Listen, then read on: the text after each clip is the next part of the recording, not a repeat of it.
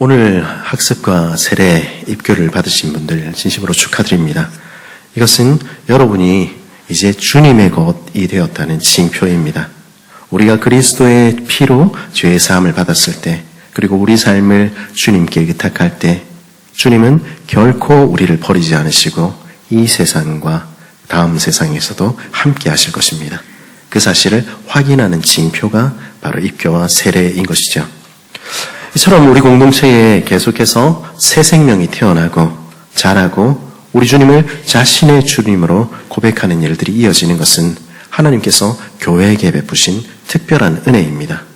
사실 교회가 존재하는 이유라 해도 과언이 아닐 것입니다. 이제 주 안에서 새롭게 태어난 분들이 참으로 그리스도를 아는 데서, 그리고 그리스도를 닮는 데서 자라기를 위해서 여러분들 마음을 같이 해서 계속해서 기도해 주시면 좋겠습니다. 그런데 이렇게 그리스도를 아는 데서, 그리고 그리스도를 닮는 데서 자라야 되는 게 꼭 새 가족들만일까, 그리고 꼭 새 신자들만일까, 그런 생각하게 됩니다. 그렇지 않겠죠? 사실 우리 모두는 여전히 자라가야 합니다. 아이들이나 청년들뿐 아니라 여기 있는 목사인 저도, 혹은 은퇴를 앞두거나 아니면 이미 은퇴하신 우리 장로님들, 집사님들, 권사님들 역시 여전히 자라가야 되는 것입니다. 어디를 향해서요? 우리 주님을 향해서. 무엇을 닮아서요? 우리 주님을 닮아서 우리 계속 자라가야 하는 것입니다.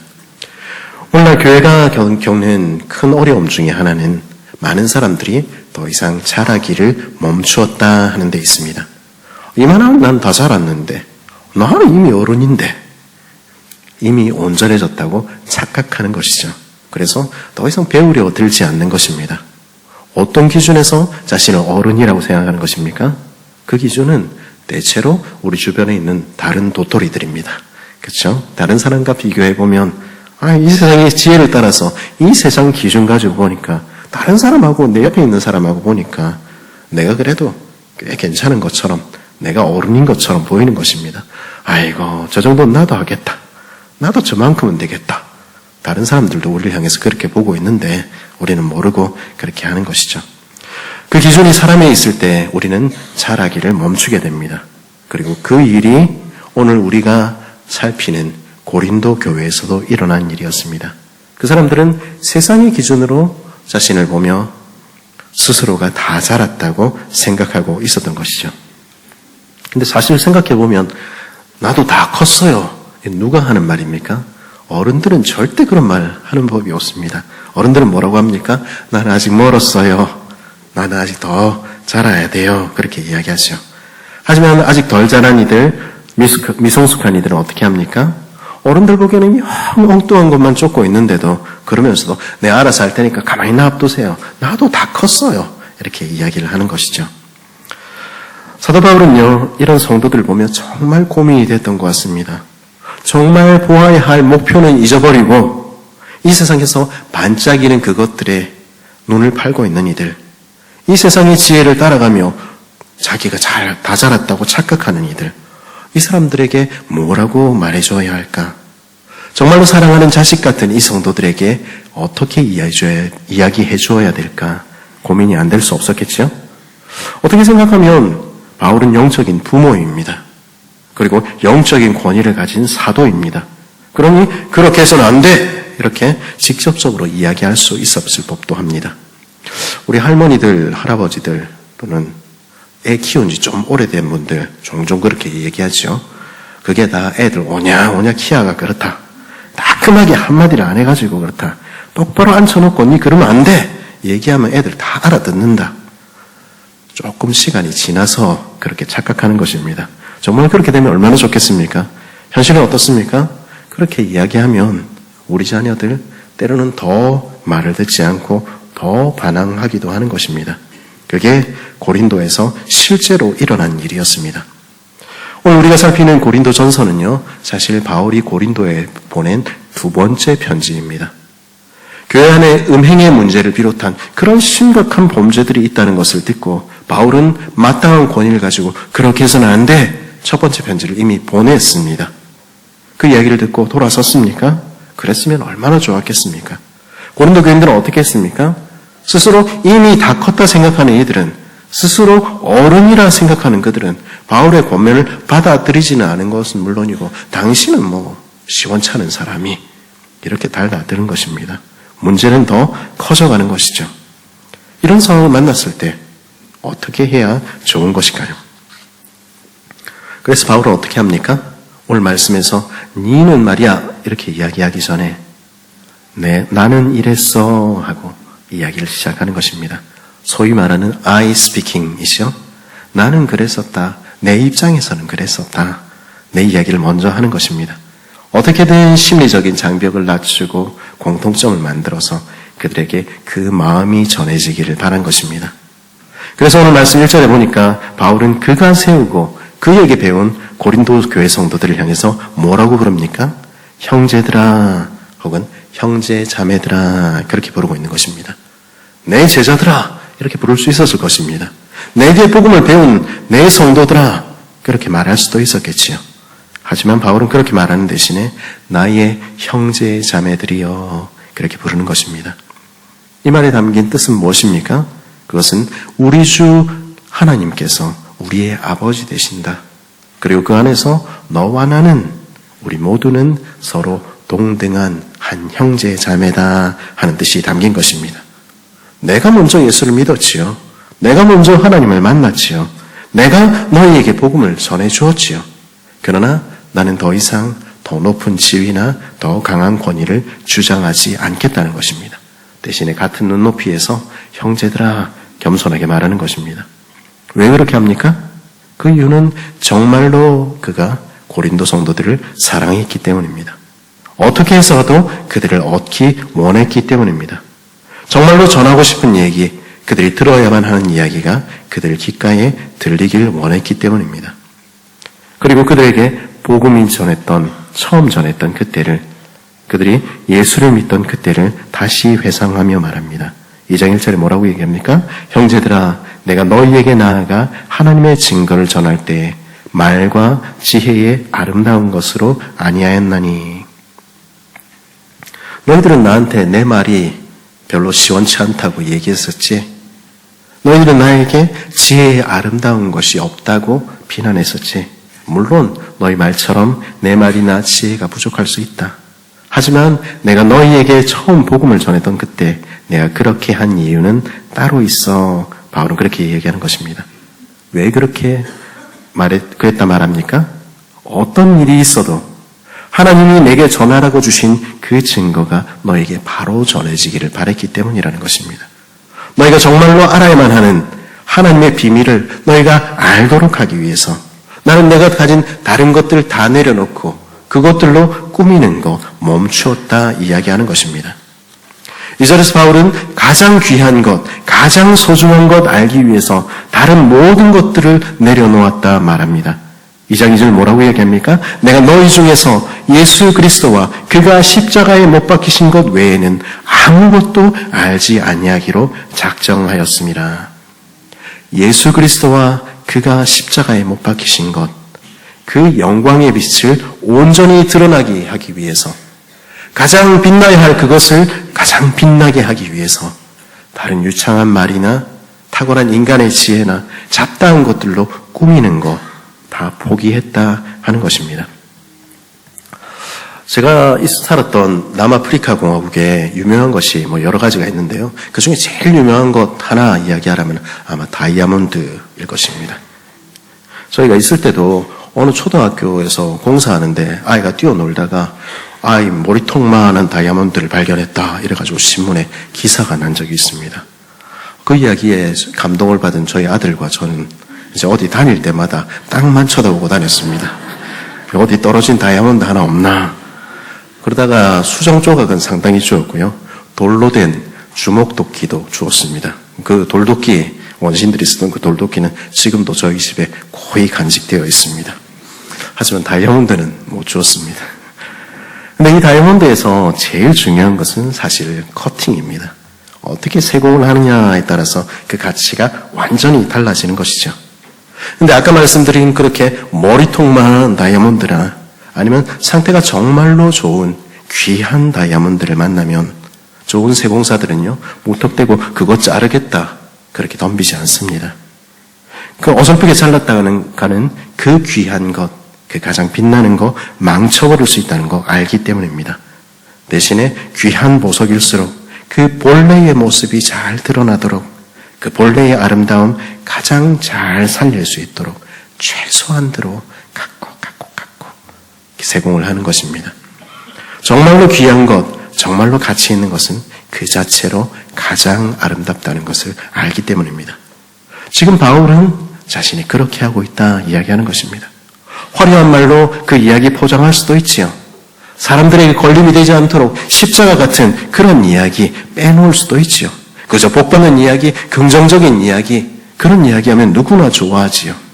그러나 그렇게 하다가 정말로 알아야 할 것을 알지 못할까봐, 사람들의 지혜, 사람들의 말에 근거를 둔 그 믿음이 무너지는 날을 만날까봐 바울은 두려워하고 심히 떨었다는 것입니다.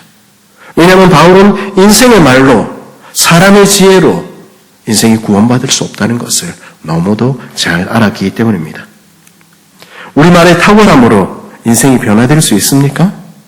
우리가 지혜로 잘 설명하면 영혼이 구원받는 일이 일어납니까? 제 말 아니라 누구의 말이라도 그 인생의 말로 영혼을 구원하여 하나님 앞에 오게 하는 일은 일어나지 않는 것입니다. 그리스도를 나와 나의 구주와 주님으로 모신 여러분이 꼭 알아야만 하는 일이 있습니다. 무엇으로도 바꿀 수 없는 가장 빛나는 진리가 있습니다. 그것은 예수 그리스도와 그가 십자가에 못 박힌 것입니다. 이것보다 더 빛나는 이야기는, 이것보다 더 아름다운 이야기는, 이것보다 더 알아야만 하는 이야기는 세상에 없는 것입니다. 예수 그리스도 그분의 십자가 이야기를 당신은 알고 있습니까? 당신이 정말로 죽어야 마땅한 죄인이라는 사실을 알고 있습니까? 그런데 그런 당신을, 그런 아무것도 아니고 죄인인 그런 당신을 하나님이 사랑하셨다 하는 이야기를 알고 있습니까? 그리고 그 사랑 때문에 하나님의 아들이신 그리스도께서 사람의 몸을 입고 우리와 같이 되셨다는 사실을 당신은 알고 있습니까? 그 사랑 때문에 하나님의 아들께서 온 세상을 창조하신 그분께서 당신과 저를 대신해서 십자가에서 비참하게 그렇게 죽어주셨다는 이야기를 당신은 알고 있습니까? 그 사랑 때문에 우리는 하나님의 자녀로 다시 태어나게 된 것입니다. 그리고 그 사랑이 그때도 지금도 언제나 우리를 떠나지 않고 붙들고 있는 것입니다. 우리는 그러기에 말할 수 있는 것입니다. 하나님은 지금도 당신을 사랑하십니다. 어제 학습과 세례 입교 문답을 진행하면서 제가 여러분에게 그렇게 물었었죠. 하나님 눈에는 당신이 어떻게 보일까요? 이렇게 물었었죠. 그러니까 잘 모르겠는데요. 이렇게 대답을 했었죠. 할아버지 할머니 눈에 그 손주가 어떻게 보입니까? 너무 예쁘고 너무 귀하지요. 걔가 뭘 잘해서 그렇습니까? 똥 싸도 이쁘다고 그 난리지 않습니까? 엄마 아빠 눈에 그 자녀가 너무 사랑스럽지요. 그렇듯이 우리는 우리 하늘 아버지께 그렇게 사랑스럽고 그렇게 존귀한 존재라는 것입니다. 우리가 어떤 처지에 있든지 관계없이, 우리가 성공했든 실패했든 관계없이, 우리가 사람들이 우리를 잘났다고 하든 못났다고 하든 관계없이 우리를 사랑하시는 우리 하늘 아버지 눈에는 우리가 적어도 그렇게 사랑스러운 존재, 그렇게 귀한 존재라는 것입니다. 이사야 49장 15절을 들어보십시오. 하나님 뭐라고 이야기하시는지 여러분 하나님의 말씀을 들어보십시오. 여인이 어찌 그 젖먹는 자식을 잊겠으며 자기 태에서 난 아들을 긍휼히 여기지 않겠느냐. 그들은 혹시 잊을지라도 나는 너를 잊지 아니할 것이라. 하나님 그렇게 이야기하십니다. 그래서 자기 생명까지 바치신 것입니다. 이 사실을 참으로 알게 된 사람들은 어떻게 고백합니까? 시편 27편에 이렇게 고백하지요. 내 부모는 나를 버렸으나 여호와는 나를 영접하시리이다. 내 부모가 나를 모른다 하는 날이 와도, 나를 사랑하는 이들이 나를 버리는 그 순간이 와도, 그러나 하늘 아버지만큼은 나를 결코 떠나지 않으시고 버리지 않으신다. 그분은 언제나 우리를 안아주시며 영접해 주실 것이다. 왜냐하면 그분은 내 사랑하는 아버지, 나는 그의 사랑받는 아들과 딸이니까. 다른 거 다 몰라도 괜찮습니다. 다른 거 모두 다, 이 세상의 모든 것 다 잊어버려도 괜찮습니다. 그러나 이 오래된 사랑 이야기, 하나님이 당신을 얼마나 사랑하시는지 거기 드러난 그 사랑의 증거, 우리를 하나님의 사랑받는 자녀가 되기 위해서 피 흘리신 이 십자가의 사랑 이야기만큼은 반드시 알아야 되는 것입니다. 여러분이 이 이야기 안다면 모든 것을 다 아는 것입니다. 여러분이 이 사랑을 가졌다면 여러분은 모든 것을 다 가진 것입니다. 그러나 여러분이 오늘 이 사랑이 무엇인지 참으로 알지 못한 채 살아간다면 여러분은 아무것도 모른 채 살아가고 있는 것입니다. 이 사랑이 내 것이라는 확신이 없이 살아간다면 여러분이 아무리 반짝이는 것들을 많이 가졌다 한들, 설령 세상의 모든 것들을 다 가진 것처럼 보인다 한들 여러분은 아무것도 갖지 못한 것입니다. 우리는 참으로 이 사랑을 알고 있습니까?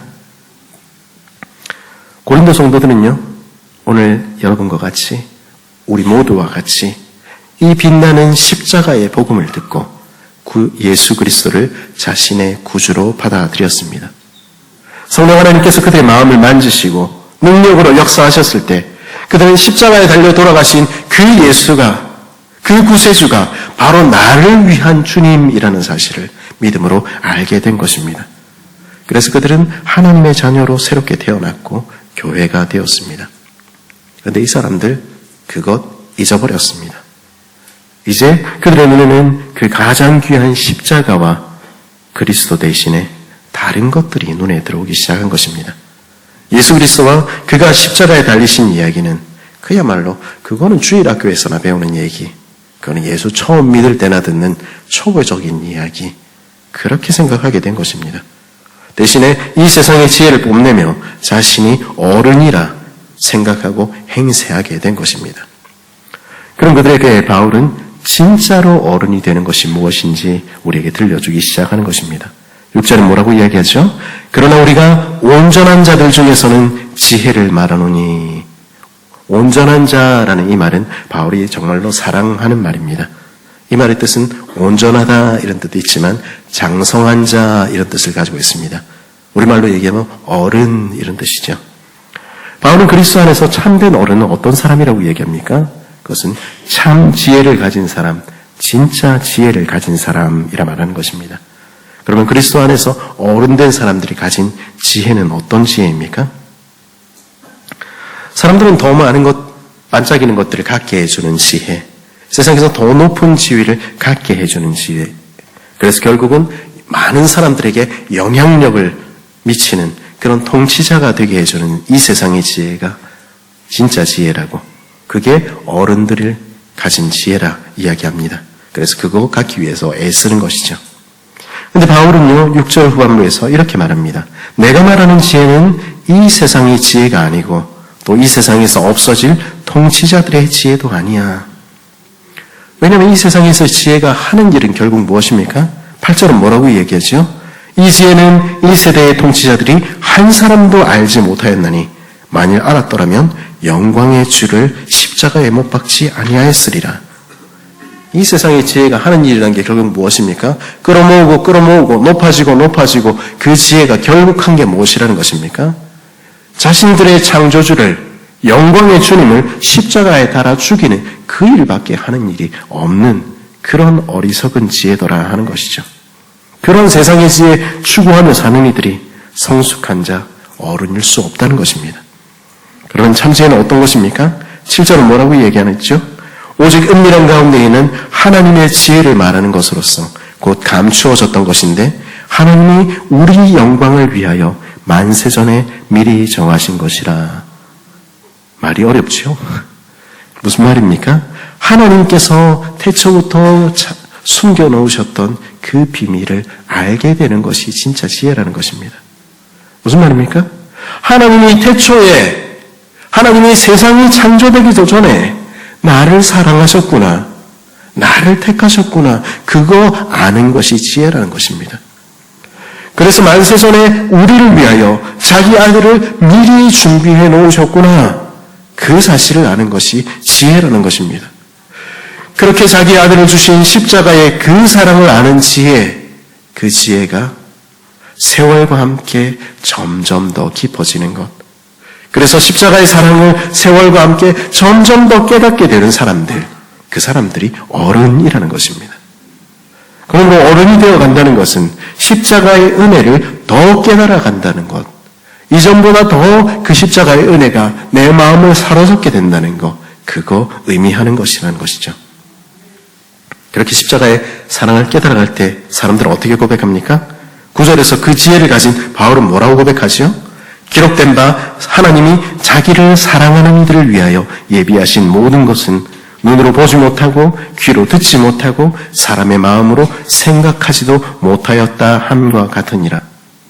나를 위해서 하나님의 아들이 죽어주신 그 사랑은 내가 한 번도 눈으로 본 적이 없는 사랑, 내가 한 번도 귀로 들은 적도 없는 사랑, 내 마음으로 한 번도 생각해 본 적도 없는 그런 사랑이구나. 바울은 그렇게 고백하는 것입니다. 하나님이 정말로 나를 사랑하셔서 나를 위하여 죽어주셔서 내가 하나님의 자녀가 되었고 새롭게 태어났구나 고백하는 것입니다. 그런 고백을 가진 사람 그 다음에 행하는 단계는 무엇입니까? 그러니 나도 주님을 사랑합니다. 그렇게 고백하게 되는 것입니다. 나도 주님을 사랑합니다. 그렇게 고백할 수 있는 사람이 어른이라는 것이죠. 그러므로 그리스도 안에서 어른이 된다는 것은 하나님을 더 사랑하게 되는 사람이 된다는 것 말합니다. 하나님께서 우리를 위해서 예비해 주신 그 큰 은혜가 무엇인지 아는 사람은, 그 사랑이 무엇인지 깨달은 사람은 하나님을 더 사랑하게 됩니다. 사랑하면 그 사람 이야기 늘 하게 되지 않습니까? 우리 손자 손녀들 사랑하니까 우리 할머니들 돈 내놓고서라도 그 얘기하고 싶어 하지 않습니까? 제가 저희 아이들을 사랑합니다. 그러니까 누가 시키지도 않았는데 저희 아이들 얘기를 설교단에서 막 하고 있지 않습니까? 그리스도를 정말로 아는 사람들, 교회에서 정말로 어른인 사람의 특징이 무엇입니까? 그것은 직분이 아니고요. 그것은 재력이나 교회 세력이나 연륜이나 학식도 아닙니다. 저 집사님 보면 저분은 정말 하나님을 사랑하는 것 같아요. 하나님 생각만 해도 좋은지 하나님 얘기만 하면 눈이 반짝반짝하는 거 볼 수 있다니까요. 하나님이 얼마나 좋으면 그 이야기만 하면은 정말 시간 가는 줄 모른다니까요. 그런 평가를 받는 분들, 그런 분들이 정말로 하나님을 더 사랑하게 된 어른들 아니겠습니까? 여러분은 하나님을 더 사랑하고 있습니까? 이전보다 더욱 사랑합니다. 그 찬양의 고백이 진짜 여러분의 고백이 되고 있습니까? 그래서 하나님의 말씀을 더 사모하게 돼서 이전보다 더 말씀을 읽고 있습니까? 이전보다 더 주님을 만나는 시간이 귀해서 더 기도의 자리로 나오고 있습니까? 이전보다 더 찬양하는 것이 은혜로워서 날마다 찬양하고 있습니까? 그렇다면 여러분은 틀림없이 잘하고 있는 것입니다. 그러나 그렇지 않다면 우리는 우리의 직분과 상관없이, 우리의 연배와 상관없이 여전히 우리는 어린아이의 상태에 머물고 있는 것일 수 있는 것입니다. 주 안에서 어른이 되어가는 사람의 또 다른 특징은 무엇입니까? 12절은 뭐라고 이야기하지요? 우리가 세상의 영을 받지 아니하고 오직 하나님으로부터 온 영을 받았으니 이는 우리로 하여금 하나님께서 우리에게 은혜로 주신 것들을 알게 하려 하심이니라. 성령께서 내 마음을 깨닫게 해주시니 이제야 하나님께서 내게 은혜로 주신 것들이 무엇인지 알겠구나. 자기 아들까지 주신 그 은혜가 무엇인지 이제야 알겠구나 고백하는 것입니다. 이 고백을 가진 사람들, 그 고백은 어디로 이어집니까? 로마서 8장 32절에서 성령을 받은 사람의 고백을 바울은 이렇게 기록하고 있습니다. 자기 아들을 아끼지 아니하시고 우리 모든 사람을 위하여 내주시니가 어찌 그 아들과 함께 모든 것을 우리에게 주시지 아니하겠느냐. 자기 아들까지 주신 하나님, 나에게 가장 좋은 것 주실 하나님에 대한 확신이 있는 사람은 여호와는 나의 목자시니 내게 부족함이 없으리로다. 그 고백이 무슨 뜻인지 아는 것입니다. 그러면 가질 수 없는 것을 욕망하며 그것 더 가지기 위해서 다투지 않는 것입니다. 사람들은 이 땅의 것에 눈이 팔리곤 하지요. 그래서 하나님께서 주신 가장 귀한 것, 가장 빛나는 것, 가장 가치 있는 것 잊어버리고 사는 것입니다. 얼마나 아프실까 우리 박정호 씨가 부른 그 찬양 얼마 전에 들었는데 거기서 뭐라고 노래합니까? 자기 아들까지 자기 생명까지 주었는데 사람들은 부족하다 부족하다 욕만 하는구나 그렇게 노래하는 것이죠.